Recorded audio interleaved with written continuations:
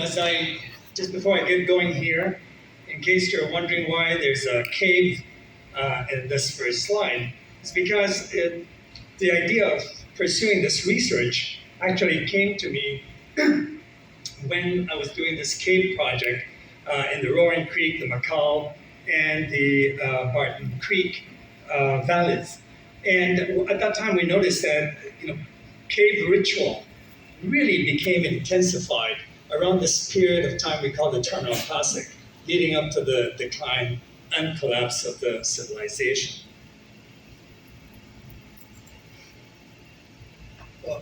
So before I get going, I also want to establish certain premises on which our research is based on. First of all, I know that there's some folks out there who still say, what collapsed, that the Maya did not collapse or decline.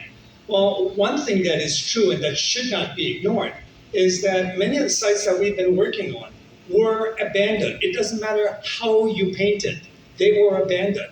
Even Lamanai that continued at a much decreased level of population size. Right? So these sites were abandoned, whether we accept it or not.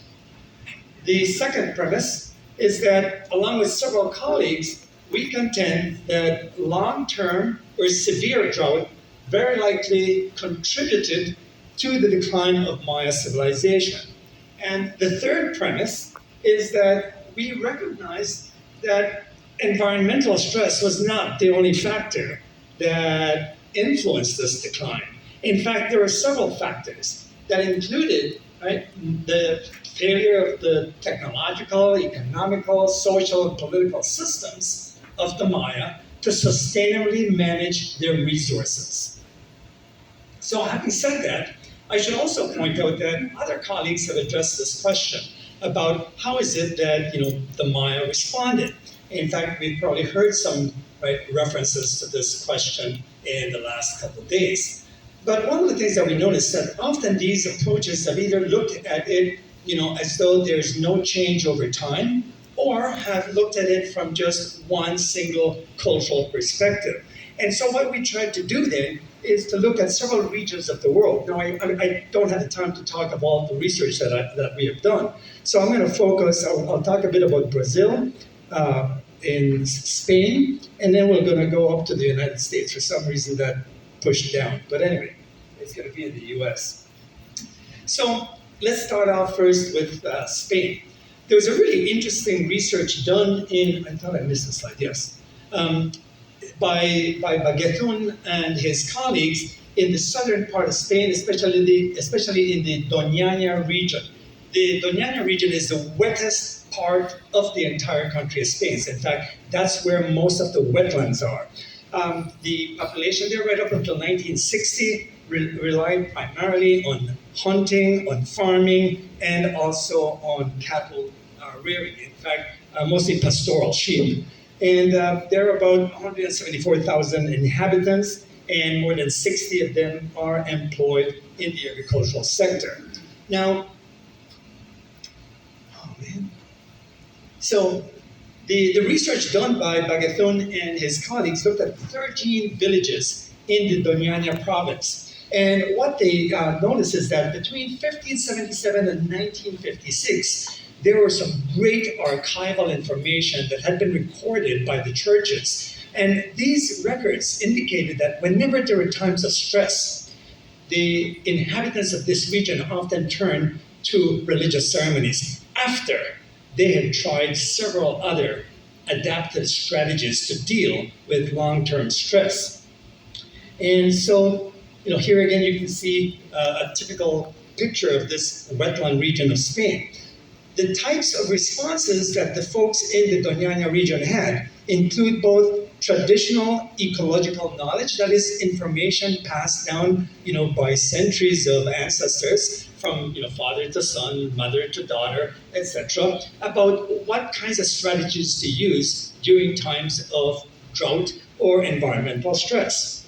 And the second other response was the use of religion. So the types of traditional ecological knowledge included, trying to forecast the weather, right? You look out there, hey, is it not going to rain or the rain's not going to come? Because if they don't come, then you got to start making plans for how you're going to deal with the lack of water. They also looked at trying to plant species that are adapted to drought. They also stored food. They rationed food when things became tight. They also diversified the resources that they were using, and they pooled those resources. And when all those things failed, they even sometimes used mobility, migration. When all those failed, then they looked for divine intervention, and they used the religion. In those cases, communities from all the region would gather together, and they go to the town called El Rocio, where there was a big cathedral, and it was also the home of this particular virgin, La Virgen del Rocio, or the Lady of Dew. But it's really, when I remember when I was reading this, I thought, this is their version of the rain god, right? And they're going there to petition her that the rains will come and nourish their fields. Well, these religious ceremonies are called traslados or rogations. Rogations come from the Spanish word rogar, to plead, to beg. Right? And so they go there and they pray, and they have this major ceremony and also procession all through the city. And the church records have all the dates of when these major ceremonies took place. And I'll show you some of them here. There you can see, well, if you look carefully, right, in the 1730s right up to about 1738, major droughts and pests, especially locusts. Locusts just attacked everything that was green and just ate it. But if you also look there, right, crop diseases, rising food prices, crop pasture failure, food prices again, just recurring the same kinds of patterns that that we're looking for. And these records are kept in the Actas Capitulares. Like I said, they are archival information. And they talk about the major droughts in the 1730s that I just showed you. And again, you notice some of the main, the results of these problems, and including human casualties, which paved the way for social unrest. So often, a lot of the articles I've been reading tend to argue that warfare is often associated with, periods of drought or environmental stress. There's even a plaque in one of the towns that talk about this, and especially that highlight the 1738 drought that really affected the region of Doñana. Here's a photo of the church. I've been to Spain, visited this area, and really interesting. There's a national park, and there is what happens when you have these traslados in El Rocio, dedicated to the Virgin of the Dew. Now, let's go to another part of the world. We're going to go to Brazil. Now, often when you think of drought, the last place you usually think about is Brazil. I mean, it's right by the equator, right? The biggest rainforest in the world. Well, Brazil, or certain regions of Brazil, especially the Fortaleza region, also gets affected by severe drought every so often. And it has been recorded by several people. One of the articles that I looked at was this article by Brooks, published quite a while ago in 1971. But just a little brief description of the Fortaleza region. These droughts sometimes affect them every 10 to 15 years. Sometimes, however, they are far more severe than at other times. The worst drought that was recorded right up till about 10 years ago was the drought of 1877, often referred to as the drought of the 2 sevens. An estimated 2 million people died as a result of the droughts between 1877 and 1919. Just think of that in terms of the population of the country of Belize. It'll give you a sense of how dramatic this is. Well, what are the effects of these long-term droughts in the Fortaleza region of Brazil? Here you can see, right, starvation, migration, rising food prices. In fact, I remember, when I was looking at this, Brooks really split it up into 4 main categories of the effects. One of them was economics. I just mentioned that, right? Economic failure, crop failure, rising food prices. The other one was physiological. During severe droughts, people will eat anything and everything. They will eat dogs, cats, rats, bats, vultures. They will eat the bark of trees. Sometimes they get poisoned because they eat stuff that is poisonous. All this recorded again in the Fortaleza region. Then epidemics and diseases start to increase in number. And eventually, when people just cannot sustain themselves anymore, they then turn to migration. They get the hell out of there. And there are two types of migration that I see as a response to drought. Micro-migration, where you move to a big city hoping things will be better, or macro-migration, where you get the hell out of that region looking for a better place to live.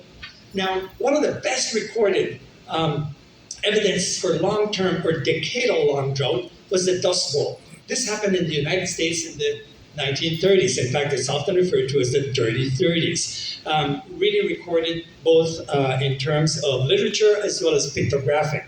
And it is still one of the best recorded long-term droughts in recent history in the United States. Well, like I said, decadal long, 10 years. Humans are very resilient, and most areas that I have been looking at are pretty good at dealing with 1 year, 2 year, short-term drought. But when you get into these long-term droughts, resilience is really stretched thin. This is the area of the United States that was affected primarily by the Dust Bowl, and especially that area in the panhandle of Texas, part of Oklahoma, Kansas, Colorado, and New Mexico. So let's take a pictorial sort of trip through this area and back in time. One of the first things that starts to happen, crop failure. Right? Now, of course, one of the interesting things about the Dust Bowl is that the cause of it was, can be assigned to two different things. One is poor use of the landscape by humans, and the other one, obviously, climatic. But anyway, crop failure, loss of livestock, rising prices. Just like they did in Brazil, they start to feed their cattle with anything, in fact, even cacti. And we saw that same occurrence in Brazil. Eventually, the cattle starts to die. Now, if you're also depending on hunting, because some people go, oh, they could go out and hunt. Well, guess what? Wild animals are also affected by drought, and they also get decimated in number. Sorry. Pests increase. Again, everywhere you read about long-term drought, there is an increase in pests starting to come up in this area. What did they do in the American Southwest during the Dust Bowl?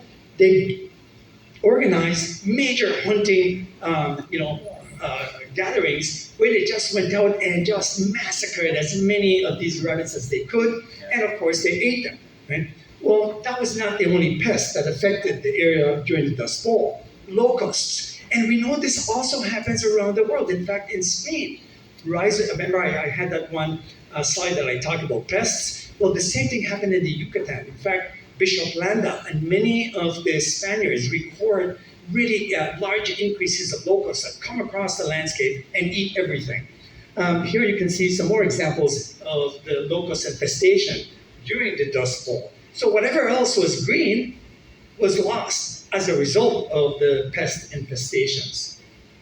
So then they tried technology, just like we do in modern times. And one of the things that they tried, somebody said that if you shot explosives into clouds, it would make it rain, because what happens when you have thunder and lightning? It's an explosion. So they brought in this guy by the name of Dyrenforth, and he shot explosives into clouds. Not a bloody drop of rain fell. And so what did they do? They started calling him Mr. Dry Henceforth instead of Dyrenforth. And again, all this is, like I said, this is recorded history. This is not me making up these kinds of names here. Then they started to look for divine intervention. Right? They had ads in newspapers begging other cities outside that region to pray for rain because they were starting to get really desperate. They sent telegrams all over the country asking people to do that. Here you can see also billboards along highways, right? If you believe in God, pray for rain. Eventually, people started to gather in their fields, and sometimes entire communities would have these gatherings where they would pray for rain, and still no rains came during that 10-year period. Eventually, somebody suggested that perhaps they should try ancient Native American rituals. And one of those rituals that the ancient Native Americans would do is that they would go out on a snake hunt, kill the snakes, and hang them off fence lines because snakes look like lightning, and that it would, like sympathetic magic, draw the rain. So they went out on these snake hunts and they killed snakes. And as you can see from Timothy Egan's quote there, right, they hung snakes for miles on the barbed wire, and still not a drop of rain. Eventually, there were other economic consequences, right? People started to run out of seed corn. They defaulted on loans, foreclosures on properties, and then even this quotation here from Duncan, who quoted this woman that he interviewed by the name of Sonora Back. She said, even the wealthy people, the affluent people in the community, right, essentially just swallowed their pride and got to the line going to the banks to either plead forgiveness or extensions of loans or trying to borrow money because everyone was getting more desperate as the time went by. What were the social and physiological effects? Well, we start to see suicide rates go up. Right? Children were being abandoned. People would take their children and leave them at the door of people who are more affluent, hoping that because they were more affluent, they could afford to take better care of their children, rather than to see their children die from starvation. Fecundity rates dropped. In other words, the number of women getting pregnant and running through that whole pregnancy period successfully declined because of malnutrition. And then also death rates increased in the area. And here you can see again influenzas, right? Diseases start to affect the folks in that region.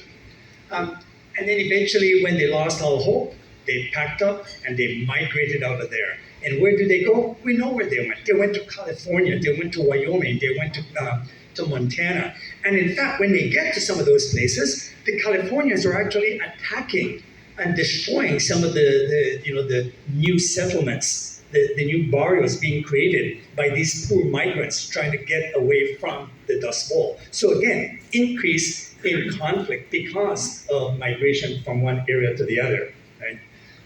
Eventually, governments step in. And of course, governments always step in very late. And then we start to see the food lines and then the make-work jobs that started to be developed across the United States as a result of not just the Dust Bowl, but also the Great Depression. So we also have one example in recorded history that Julie Hogarth and some colleagues wrote about, and that was some droughts in the 17th century in the Yucatan. You can see those peaks are major droughts, and come on, why is this going? Okay, there. And one of the things that Julie noted from the archives in the churches in the Yucatan is the same pattern. I'm going to explain what this all means here.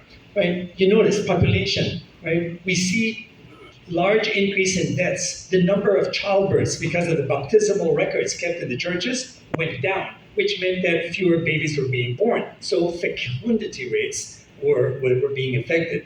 We also saw that the prices of goods started to increase, right? The price of corn, the price of beans, the price of all the staple crops that people depend on. And we also see, eventually in some cases, people started to pack up and leave the area. Now, we always talk about the kinds of effects that we've been looking at cross-culturally. We talked about Spain, Brazil, and the US, and recently we've been looking now at Maya responses. Well, first of all, the same kinds of stuff was happening here in the Maya world in those historical records that we've noticed in the Yucatan and anywhere else where these records have been kept. Right? Again, decrease of food resources and increase in prices. Right? You plant your corn, you plant again, eventually you run out of seed corn, so then you can't plant anymore. There's also increase in price of food. They're starting to exploit marginal and inadequate food resources. That's what we see in the case of Brazil. They start to compete for resources, which leads to conflict and violence. High mortality rates, low fecundity rates, health conditions start to deteriorate. And we start to then see people looking for divine intervention, right? You're praying to the gods to get you out of that situation. And when all that fails, you pack up and you leave. And this continues today with all those, trained migratory peoples trying to get to America. A lot of it has to do with poor economic situations back home and violence and conflict. Oh, sorry. I just wanted to throw one slide there about Bishop Landa. He reported about the increase in religious activity during times of drought, and especially the sacrificing of children. Children were the preferred victims of sacrifice to the rain god. And we see that across Mesoamerica. There are great records by Sahagún for central Mexico, by Landa for the Yucatan, and by other Spanish priests for other parts of Mesoamerica. And in fact, in one case, Landa said that they even were crucifying children because they felt that maybe the Spanish would accept that as a form of human sacrifice. After all, that's what they did to their Jesus. And of course, that really threw the Spanish for a loop. Today, right, the petitioning for rain continues. And this again increases in number in terms of the times that these kinds of rituals are conducted by caves during the Chachak ceremonies. This is one example from the Yucatan Peninsula.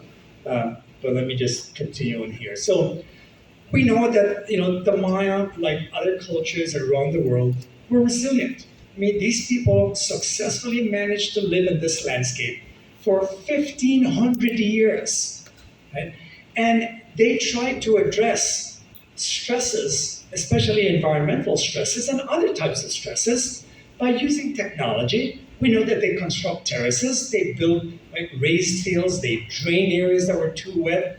They, in fact, in John's and Eric's presentation a little while ago, we noticed that they were very familiar with the different types of soils within a given region and probably utilized it the same way that the Mennonites are doing today. Right? These are types of knowledge and technological approaches to dealing with some of these kinds of difficult situations.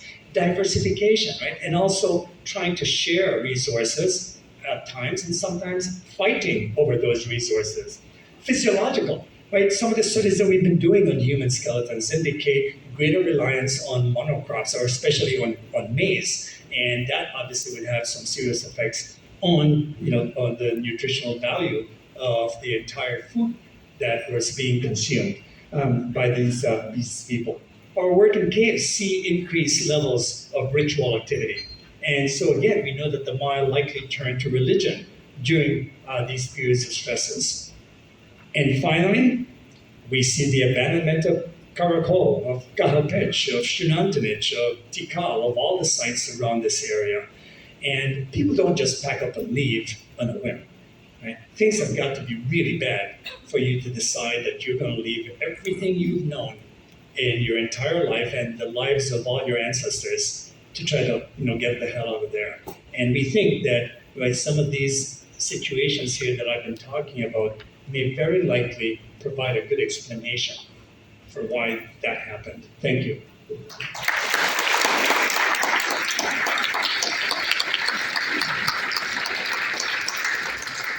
Do we have any questions?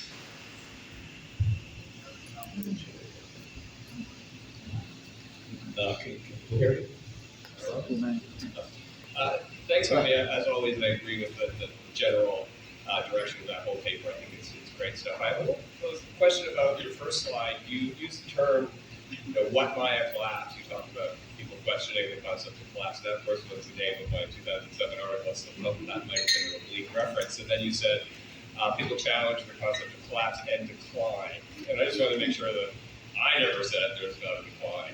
I don't know anybody, but I really don't know anybody that challenges the concept of decline. So the decline is better than bad. So I just wanted to put it there if people understand that. The other thing is, I've heard Giles Iannone and others kind of assert, without really backing it up in any way that I know, that there was a fairly dramatic decline at Lamb and I. And I mean, we certainly see, I wish Liz or David were here, we certainly see changes in the monumental architecture, but we also see some very high energy thermoclassic modifications of the automotive, et cetera, and other post-classic construction. And we certainly see I mean, I'm looking at the pottery, come back to the pottery, we just see so much post-classic pottery.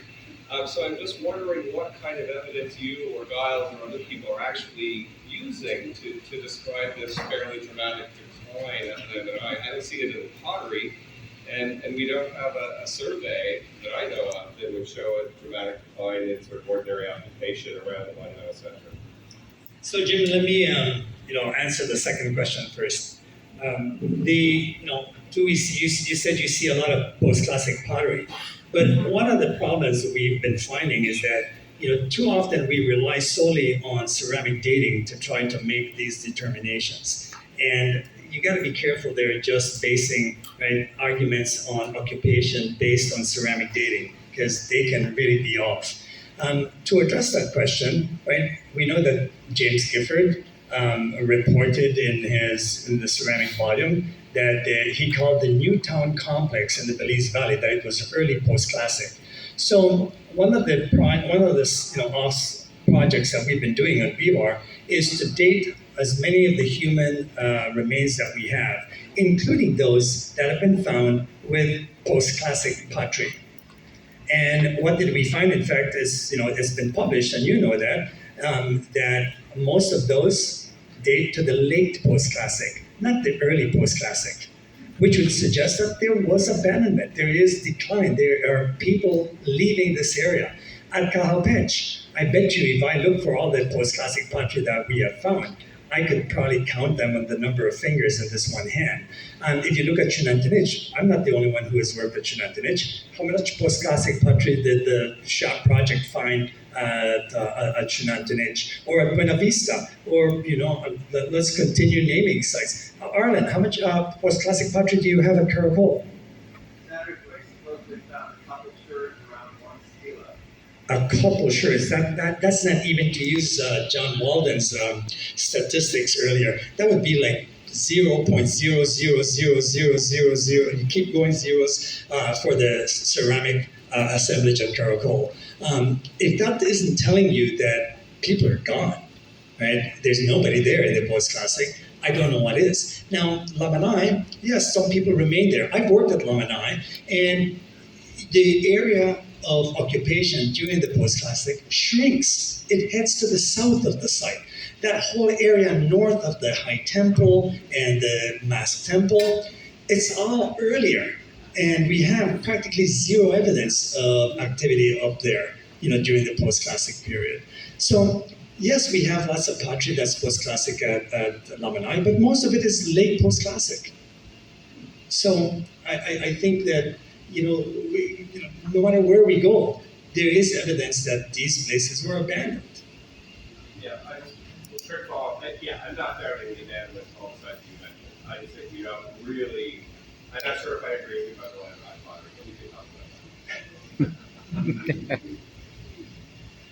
Hi, Dr. Awe. I really like your presentation and also the comparative perspective. I was just thinking another case. So I know there's a medieval climate anomaly just attacked the world around beginning at 950 to certain century. So in the North America, especially in the eastern woodland, so we know the Cahokia rise at that time. Although some scholars debate that there might be the climate change caused the collapse of Cahokia, but we see the Mississippi culture is rising at that time.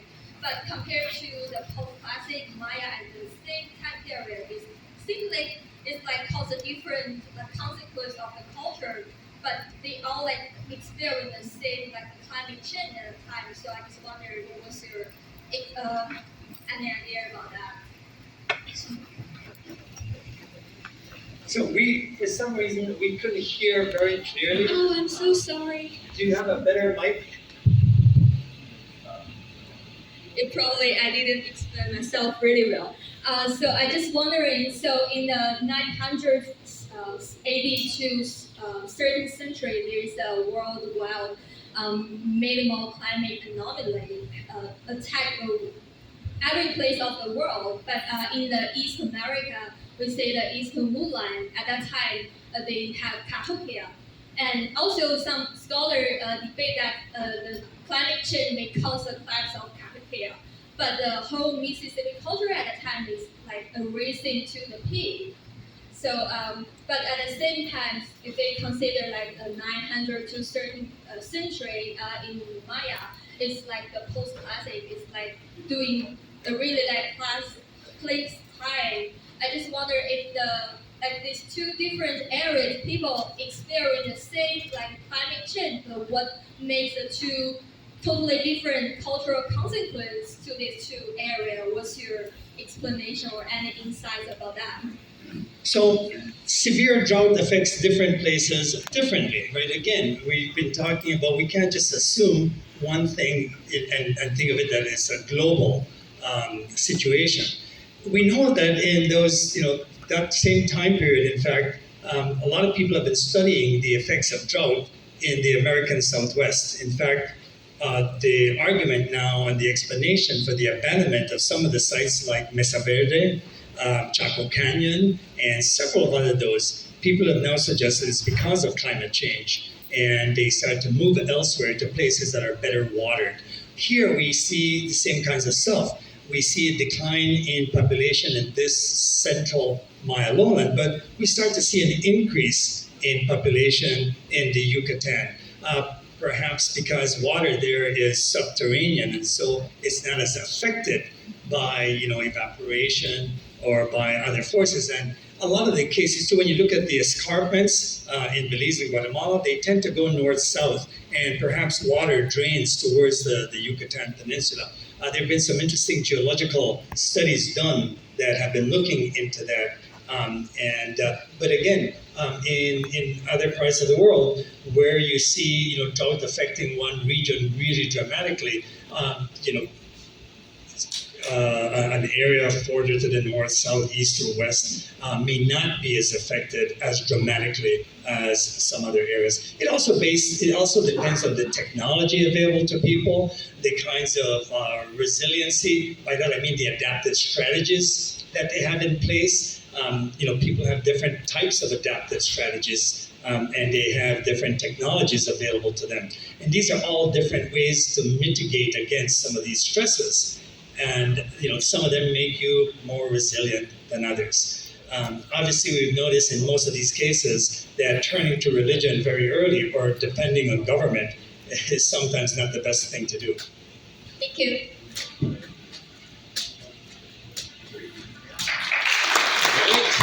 Another round of applause. And apparently, I was told that since Dr. Awe finished his presentation for the first time in BAS history without any time cards, I owe Dr.